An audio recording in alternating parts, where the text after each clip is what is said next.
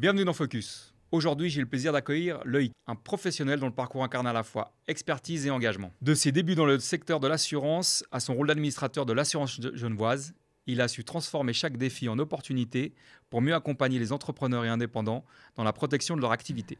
Avec une vision affûtée des enjeux assurantiels et une approche pragmatique, Loïc nous dévoile dans cet épisode son parcours, ses stratégies et sa vision de l'entrepreneuriat. Un échange inspirant à ne pas manquer. Bon podcast à tous. Loïc, bonjour et bienvenue dans Focus. Salut Dylan, merci. Merci d'avoir accepté l'invitation. Grand plaisir. Donc on va découvrir ton parcours d'entrepreneur qui a été d'abord, qui a commencé avec du salariat en fait et qui ensuite a débouché sur deux sociétés, une de gestion de conciergerie et puis une maintenant qui est dans ton domaine de prédilection, donc de tes expériences de 20 ans qui est dans l'assurance, courtage d'assurance. Est-ce que tu peux expliquer quel a été le déclic justement qui a fait que tu es passé d'un côté de salarié à entrepreneur? Quel a été le moment ou la personne, la rencontre qui a fait que tu as justement changé de statut, on va dire, professionnel? Le déclic, il est simple. Le déclic, il est que quand tu commences dans le domaine à 15 ans, ton apprentissage de CFC en employé de commerce en assurance privée, et que tu finis à 18-19 ans, et que tu commences directement au service externe, ce qui est jeune, pour un conseiller en assurance, et que tu fais de multiples expériences, que ce soit en compagnie d'assurance, donc de grands noms de compagnies que tout le monde connaît en Suisse, et que tu passes par des boîtes de courtage, et que tu vois des clients, etc., à un moment donné, dans les 3 dernières années, quand tu es relativement bloqué par la compagnie, par leur stratégie, par leur vision, et puis par le service qu'on peut donner aux clients, c'est ça qui m'a fait dire en finalité, Loïc, en fait, tu es passé par les courtiers, tu as vu ce que c'était le courtage, est-ce que tu es capable de le faire? Est-ce que tu es assez mûr pour le faire? La réponse a été oui, donc tu te lances. Donc tu as eu plusieurs employés dans le domaine de l'assurance et tu as vu un plafond de verre, entre guillemets, donc plutôt de rediriger vers le client. Donc il ne voulait pas aller plus loin dans les assurances, dans les possibilités. Quelle était un peu cette contradiction qui allait plus dans ton idéologie d'entreprise, qui a fait que tu passes à autre chose et puis tu dis je vois que là ils bloquent tous parce que c'est pas peut-être pour des raisons on va dire conventionnelles entre eux, que tu t'es dit je me lance justement dans le domaine du courtage, quoi. Il y a eu vraiment un fait qui fait ou c'est vraiment une accumulation de... Non, c'est une accumulation de faits de demandes, parce que quand tu bosses pour une compagnie, tu bosses pour la compagnie, pour la marque, en monopoliste, c'est-à-dire tu as une RC, une voiture, c'est la même compagnie. Quand tu as un client qui vient de te voir pour un risque spécifique qui n'est pas forcément dans le track de la compagnie, dans sa vision et dans ce qu'ils peuvent proposer, tu es vite bloqué. Donc en finalité, tu fais quoi? Tu lui dis non monsieur, c'est gentil, merci, je ne peux pas vous assurer. Ah d'accord, tu fais pas d'upselling, tu peux rien faire. Et du coup, quand tu as plusieurs demandes comme ça, en tant qu'entrepreneur, tu le sais bien, j'ai toujours été entrepreneur dans l'âme, pas forcément, on va dire, dans le proprement parler, dans le job, mais j'ai toujours été directeur de réseau, de réseautage, etc. À un moment donné, tu rencontres de plus en plus de monde et c'est là que vient, on va dire, c'est les choses qui bloquent à ce niveau-là. Tu peux plus. Parce que tu as trop de gens autour de toi qui font des choses différentes et toi, en fait, tu bloques. Et tu bosses pour la même compagnie et tu peux plus. Tu as en fait répondu simplement à une demande, quoi. Tu as vu qu'on proposait un certain échantillon d'assurance et puis qu'il y avait des demandes qui étaient différentes et du coup, tu as voulu un petit peu personnaliser les offres. Donc, tu t'es dit, je me lance, quoi. Alors, tu as pris quelques temps avant de le faire. Tu as gagné de l'expérience. Et justement, pendant cette expérience que tu as gagnée, acquérie, tu as traversé sans doute des moments de doute. Ça, c'est inévitable dans la vie de tout à chacun. Et quelle a été comment tu as pu justement outrepasser ces moments qui ont été de doute, notamment pour te lancer dans ta société d'assurance? En fait, les moments de doute, je suis un peu une tête brûlée, quoi. Donc, c'est-à-dire, comme tout entrepreneur, quand tu te lances, tes plus gros moments de doute, c'est quoi? C'est de te dire, demain, le 25 ou le 30 de chaque mois, c'est terminé. Tu as l'habitude d'avoir ton revenu. Tu fais comment? Donc, un moment de doute. Là, tu te dis, écoute, je vais peut-être reculer, je vais peut-être prendre de la hauteur, je vais me regarder d'en haut, puis je vais me dire, est-ce que c'est grave ou pas? En fait, ça, c'est déjà un gros moment de doute parce que tu quittes une stabilité. Clairement. Comme toi, tu sais, quand tu as divers investissements immobiliers, financiers à gauche, à droite, il faut quand même compter. C'est ça. C'est pas genre je me lance et puis on verra bien. On verra. En plus, tu as une famille aussi, donc tu as des gens qui comptent sur toi, quoi. Donc, c'est ça. Tu peux pas juste y aller comme si tu avais 20 ans et pas d'obligation, quoi. Non. Sinon, ça serait déjà un moment que j'y serais allé. Mais encore une fois, tu peux y aller quand tu as 20 ans, puis tu es peut-être trop jeune pour y aller, puis tu vas simplement pas réussir. Donc ça, c'est quelque chose. Petite interruption pour vous parler du partenaire de ce podcast, Climbee.ch. Vous êtes entrepreneur, ou indépendant. Vous savez que pour développer votre business, il faut être visible sur Google. Est-ce que votre site est vraiment optimisé pour ça? Avec Climby.ch, boostez votre référencement naturel, atteignez les premières positions sur Google et ce n'est pas tout. On vous aide aussi à automatiser vos tâches répétitives pour gagner du temps et vous concentrer sur l'essentiel. Plus de visibilité, plus de clients, plus de chiffre d'affaires. Un conseil, ne laissez pas vos concurrents prendre toute la place. Rendez-vous sur Climby.ch et grimpez vers le sommet dès maintenant. Le lien est dans la description. Donc, tu as eu une phase où tu t'es justement, tu as fait un pied de recul et puis tu as analysé un peu ta situation. Donc, on va dire familiale, entrepreneuriale, enfin salariale, on va dire pour l'instant. Et puis après, est-ce que tu en as parlé autour de toi ou est-ce que tu as vraiment foncé tout seul dans la décision d'ouvrir une société? Non, en finalité, j'ai préparé le chez moi, ma femme, pendant en tout cas 6 à 8 mois, Ok. pour lui dire qu'est-ce que tu penserais si demain, en fait, j'ouvrais ma propre boîte, Ouais. et puis j'aurais plus de, on va dire, de garantie. Ouais. Donc c'est toute une discussion aussi à avoir, parce que Ok. faut quand même avoir les validations, on va dire, minimum de chez toi, parce que ça change quand même passablement de choses d'être entrepreneur. Clairement. Alors après, je dis pas que tu dois bosser à 24 sur 24, mais tu dois quand même savoir t'organiser différemment et tu n'as plus personne derrière toi pour te dire qu'est-ce que tu dois faire. Donc, ça, c'est quand même quelque chose qui est assez important. Donc, premièrement, ça, oui. D'accord. Puis deuxièmement, il a fallu aussi trouver les bonnes personnes avec qui bosser. Ouais. Parce que c'est Donc, pas tout. Quand tu as eu la validation de la famille, on va dire, entre guillemets, tu as cherché les collaborateurs, enfin les associés de ton entreprise, quoi. Ça s'est fait un peu tout seul, grâce Ok. au cercle de réseautage dans D'accord. lequel j'étais à Genève depuis des années. C'est un peu arrivé comme ça. C'est un peu arrivé, on va dire, un peu de nulle part, parce que je venais de fermer une boîte Ok. dans la conciergerie, comme tu l'as dit au démarrage. J'étais employé, ma fille venait de naître, ça faisait 3 ans que j'étais employé pour la même compagnie. Et là, je me suis dit, bon, t'en as marre, c'est le moment ou pas? Est-ce que c'est les bonnes personnes? Et là, on a pris une année et demie à se connaître, D'accord. à travailler sur le projet, à discuter, puis à voir si ça pouvait matcher dans un futur proche. D'accord, donc une question de vision commune, avec peut-être des caractères différents, ou vous avez tous la même, comment dire, la même façon de voir les choses, ou est-ce que vous êtes complémentaires sur le côté business? Non, alors la vraie force de notre association, c'est qu'on a la vision commune, Ouais. on a les mêmes valeurs, Ok. des valeurs éthiques, des valeurs morales, des valeurs dans le conseil, des valeurs dans la vie de tous les jours. Mais ce qui est vraiment fort, c'est qu'on n'est pas du tout les mêmes personnes.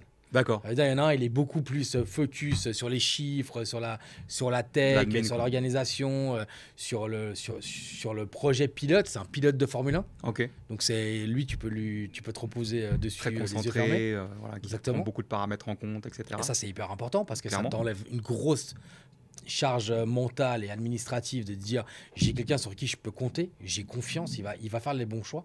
Génial. Parce que c'est un pilote. Voilà. Alors, il est tout autant bon dans le business, mais il est vraiment très bon dans le pilotage. Ok. Puis j'ai un autre associé qui est exactement comme moi et qui est à fond dans le commercial, qui aime l'être humain, qui aime discuter, qui aime trouver des solutions, qui a envie de grandir rapidement, qui a envie de trouver, qui a envie de proposer des choses novatrices, etc. Donc ça, c'est quand même cool. Ouais. Puis on a toujours l'associé de l'ombre Ok. et que si lui n'était pas là, en finalité, ta boîte, elle stagnerait, elle serait Ok. encore mort. C'est tout de la partie web. Ok. Développeurs, D'accord. tout ce qui est, Qui est important les sites, aussi, ouais. etc. Évidemment, Alors, tout ce qui est calibrer les réseaux sociaux, les sites web, les V1, les V2 de sites, et puis j'en Ok. passe. Donc cette personne-là, on la voit pas forcément, Ouais. mais c'est une des personnes clés aussi de ta société. Oui, donc ok, donc on va dire au niveau des profils, il y a quelqu'un de plus administratif, donc qui fait celui que tu dis le pilote, Ouais. et puis deux personnes dont toi qui est un peu plus le côté commercial, enfin voilà, qui va vers les Exactement. gens, empathique, etc. Et la quatrième. personne qui pilote tout ce qui est Internet maintenant, effectivement, qui est un point fondamental d'une entreprise aussi important Ouais, pour la Internet, visibilité, réseau, développement, ouais, c'est ça, etc. la gestion des bases de données, Tout. enfin, etc. Tout ce qui est la Ouais. structure administrative. Très bien. Bon. Et donc, durant tout ton parcours, quel a été le pire conseil que tu as reçu qui a fait que sur le moment, tu pensais que c'était quelque chose de bien et qu'avec le recul, ça n'a pas fonctionné, enfin, ça a même été quelque chose un échec ou quelque chose qui t'a descendu plus que fait avancer? Alors en réalité, j'ai jamais vraiment reçu de conseils qui m'ont descendu et qui m'ont fait reculer ou arrêter. Ok. Parce qu'en fait, Tu les écoutes pas? Non, parce qu'en fait, j'ai toujours besoin de savoir par moi-même si ça fonctionne ou pas. Ok. Donc en fait, j'y vais, puis au pire, ça m'éclate, et puis je reviens en arrière, puis Ok, c'est pas tu grave. prends sur toi, quoi. Mais par contre, c'est vrai que tout le monde te dit est-ce que tu as fait un business plan? Est-ce que tu as regardé ta projection à 6 mois? Est-ce que tu as regardé ta projection à 1 an? Est-ce que tu as l'argent pour démarrer? Mais en fait, tout ça, tu vois ça qu'à l'école de commerce et dans les bouquins, quoi. Ok, Je veux donc dire, c'est pas du tout non. non. Et puis en fait, toi-même qui es entrepreneur, tu le sais, tu as beau faire 37 business plans, tu es sûr que c'est le 38e que tu n'as pas fait qui va arriver, quoi. Clairement. Donc, Clairement, c'est le terrain c'est qui pas- prime, c'est l'action qui prime sur la C'est ça. réflexion, quoi. La réflexion, il faut une partie de réflexion, effectivement, d'analyse, mais ça bloque plus les gens qu'autre chose. Et quand tu es dans l'action, tu vois effectivement ce qui va pas, ce qui va, et que tu essaies de rectifier les choses, quoi. Je suis comme toi, je te suis là-dessus, sur cet aspect-là. C'est clair que tu peux faire 18 000 business plans, machin, des projections économiques et tout. De toute façon, il n'y a rien qui va comme. Donc, tu perds du temps à faire des calculs qui, en plus, pourraient être freinés dans l'action de faire ton entreprise, quoi, d'entreprendre. Et voilà, et au final, pour pas grand-chose, quoi. Donc, Ouais, puis j'ai envie de te dire, tu as envie de te lever le matin, puis de te dire merci. Tu dis merci à la vie, et puis parce que tu le sais bien, un matin tu te réveilles, il n'y a rien, deux matins tu te réveilles, il n'y a rien, puis le troisième matin peut-être que tu fais la rencontre qui va changer toute ta vie, clairement. à Ouais, force de provoquer. Donc en C'est finalité, tu as beau avoir fait 50 000 trucs, tu ne vas pas savoir grand-chose. c'est ça. Donc ça, Donc, tu es plus sur le côté action que réflexion, complet. quoi. Ouais, donc, sur le terrain, aller voir des gens, Ouais, bien écouter sûr. ce qui se passe, tu t'informes aussi, je pense. Et t'entourer des bonnes personnes, sur le ouais. côté gratitude, sur le côté... Parce qu'en général, quand tu attires le positif, tu attires du positif. C'est rare, si tu te réveilles de mauvaise humeur tous les matins, tu vas tirer du négatif. Donc de Clairement. toute façon, ça fait partie aussi du jeu. Oui. Donc, Ouais, même faut- quand ça va pas, ça peut aller un jour bien, T'as pas un le jour choix. moins. En fait, si tu restes positif, automatiquement, ça va tirer du positif. Et je voulais aussi revenir sur le plus gros échec dans ton parcours qui t'est arrivé. Celui qui t'a fait, ouais, enfin, vraiment qui t'a fait douter, quoi. Où tu t'es dit non, là j'arrête tout, je repars à zéro. Ou... Est-ce qu'il y a eu un moment un peu compliqué et Ouais, tu il y en as dû être a. résilient ou vraiment tu survoles, tu prends les choses assez. Non, il y en a un qui m'a de un peu haut. plus marqué qu'un autre. C'est quand Ok. j'ai monté la société BNB2U, j'ai quand même mis 2 ans à tout débrayer dans la conciergerie digitale, Ok. qui est un métier qui est quand même relativement compliqué, l'immobilier locatif, courte durée, Ok. sur la Suisse, la France, l'Espagne et le Portugal. Ok. Quand tu montes une petite machine de guerre comme ça, puis tu te retrouves avec des associés qui n'ont pas forcément les mêmes valeurs, les mêmes envies, les mêmes motivations que toi à avancer, et puis tu vois que tu commences à t'épuiser physiquement, mentalement, et tu vois que la trésor ne suit pas forcément. Alors sur le moment, la trésor, c'était pas un problème, j'étais employé à côté, donc soyons clairs. Ok. Mais quand même, tu mets de l'énergie, tu mets du temps, tu connais, tu as les voyages, tu as vécu ça en Espagne, tu sais comment c'est pas loin, mais c'est pas la porte d'à côté, tu as comme tapé 2 heures d'avion, donc tu vas 2 heures avant, tu vas pour le week-end, tu loues Oui. une bagnole, tu reviens, c'est vite énergivore, hein, C'est tout ça. énergivore, ouais, chronophage, enfin c'est. Là, quand tu arrives à un moment donné et tu vois que tu es à saturation, la décision la plus compliquée à prendre, c'est de te regarder et de te dire qu'est-ce que je fais maintenant? D'accord. Est-ce Donc que là, je sors ou est-ce que je reste? là, c'est l'entourage qui a fait que Ah ouais. tu poussais, mais tu étais Ah ouais. entre guillemets mal entouré. Exact. Et puis du coup, tu t'es épuisé moralement, Totalement. psychologiquement et physiquement dans cette entreprise. Alors là, comment tu as réagi justement? Donc l'échec est arrivé, enfin l'échec. Ouais, cet échec s'est présenté, t'as agi comment? T'as réagi comment? En T'as eu fait, un c'était moment pas de down? forcément c'était pas, je peux pas t'appeler ça un échec parce que la société elle a quand même fait plus de 200 000 € de chiffre d'affaires en une année. Donc si on Ok. appelle ça un échec, je sais pas qu'est-ce qu'est une réussite. Ouais. Mais c'est pas l'échec, c'est vraiment le fait d'un moment donné de se dire stop. En fait, je vais me préserver. Donc je vais faire une assemblée générale avec mes associés actuels. Ok. Je vais être transparent, je vais être franc et je vais sortir. Et la décision de se dire je vais sortir, elle n'est pas aussi évidente J'imagine.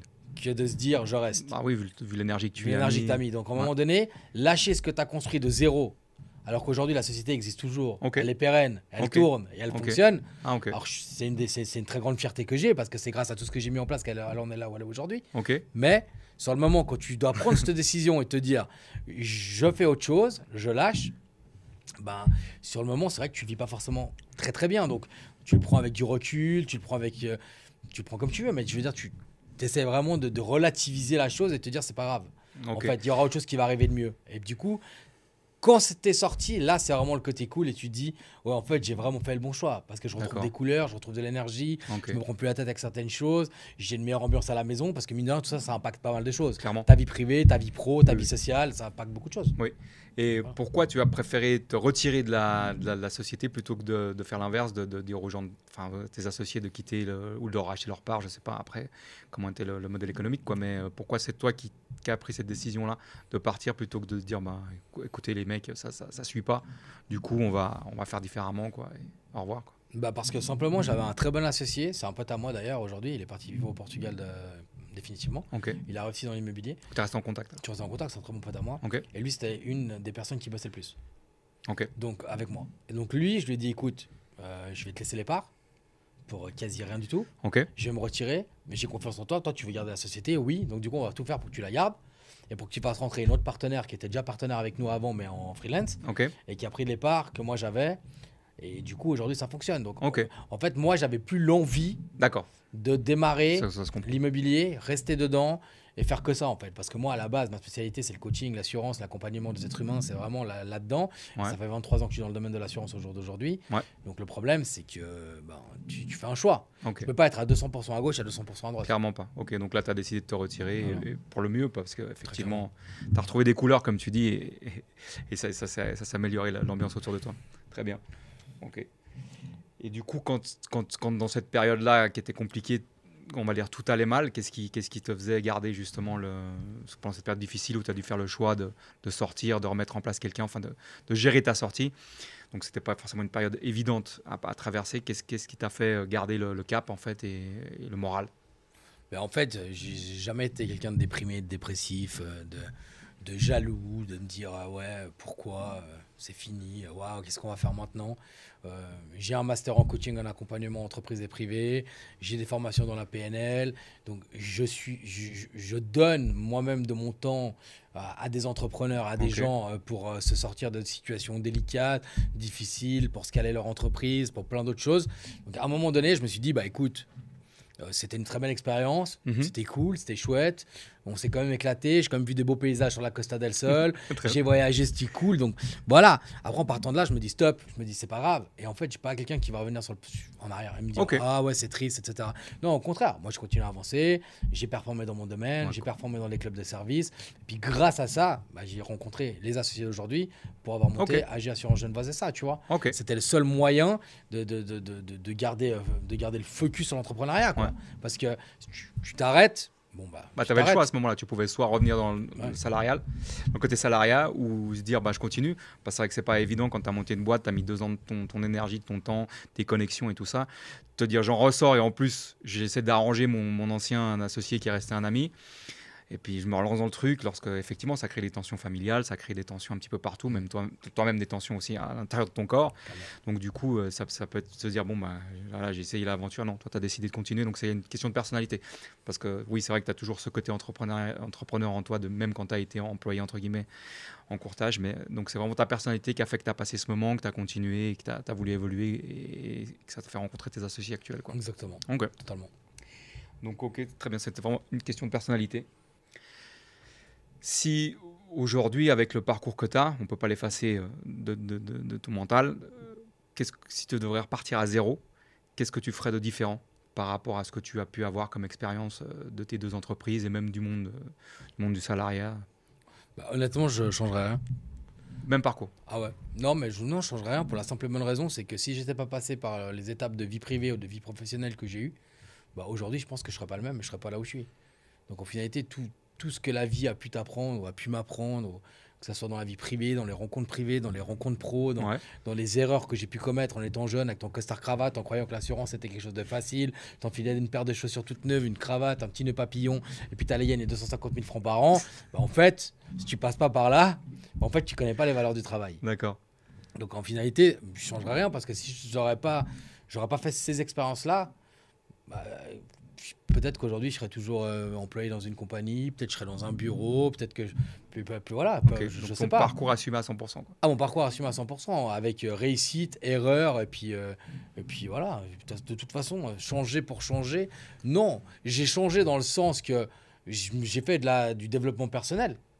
Donc chaque fois, tu as pris acte des erreurs, entre guillemets, des échecs, et tu t'es renforcé sur le côté développement personnel, etc. Exactement. Pour comprendre comment l'être humain fonctionne, pour comprendre comment ton cerveau fonctionne, pour comprendre plein de choses sur toi-même, parce qu'à la base, tu fais du coaching pour toi-même. Oui. Avant de l'inculquer à des gens, il faut d'abord comprendre comment toi tu fonctionnes Clairement, et comment ton cerveau fonctionne avant de l'inculquer chez quelqu'un. Donc en partant de là, c'est là que tu vois, que tu te dis, ouais, j'ai fait ça faux, mais en fait c'était faux, oui et non. J'aurais pu faire ça comme ça, mais si j'aurais fait ça comme ça, comment ça serait aujourd'hui? Donc en fait, tu te poses plus toutes ces questions. En fait, tu avances. et tu reproduis pas les erreurs du passé. D'accord. Donc en fait, tu pourrais pas forcément rechanger tout, puis peut-être que j'aurais tout rechangé. Ben, tu sais, T'auras pas la le vie, même elle est faite aussi Oui, de clairement. rencontres, on va dire, aléatoires. Et puis à des moments précis, à des timings précis, tu tombes sur des gens que tu serais jamais tombé si tu n'aurais pas fait ça. Comme Clairement. choix. Ouais. Donc, Ok, donc voilà. tu changes rien à ton Non. parcours. Tu gardes tes années d'expérience avec tes erreurs et tes réussites, quoi. Ouais. Ok. Donc tu parles beaucoup d'entourage, qui est important autant dans la vie privée que la vie professionnelle. Est-ce que tu as des manières de t'entourer? Est-ce que comment tu fais remplir un questionnaire ou tu marches au feeling? Quel est ton principe pour t'entourer? Bah écoute, m'entourer dans la vie privée, de toute façon, avec les années, on le sait tous, on perd beaucoup de gens avec qui on était proches à Oui, l'époque. les gens passent. Ouais. Des Night Fever et compagnie. Donc, de toute façon, des mondes de la nuit, des sorties, de tout ce qu'on peut avoir, on en perd beaucoup. Il reste vraiment que les vraies personnes avec qui tu peux compter, avec qui tu peux passer des bons moments en dehors. Donc, ça, pour m'entourer, en fait, je laisse un peu venir dans la vie privée. Dans la vie pro, clairement, je fonctionne au feeling, aux énergies, Ok. aux discussions, je pourrais te dire. Et puis, même par rapport à nos employés, quand j'engage quelqu'un, avant même de prendre une décision, on a mis un petit processus en place qui est assez cool chez nous. Ok. C'est qu'en fait, la personne, aléatoirement, elle passe chez les associés différents. D'accord. Donc chez un, chez l'autre, etc. Puis après, nous, on se fait un petit scoring à part entre nous, puis on se dit, ok. qu'est-ce que tu as pensé de la personne? Ok.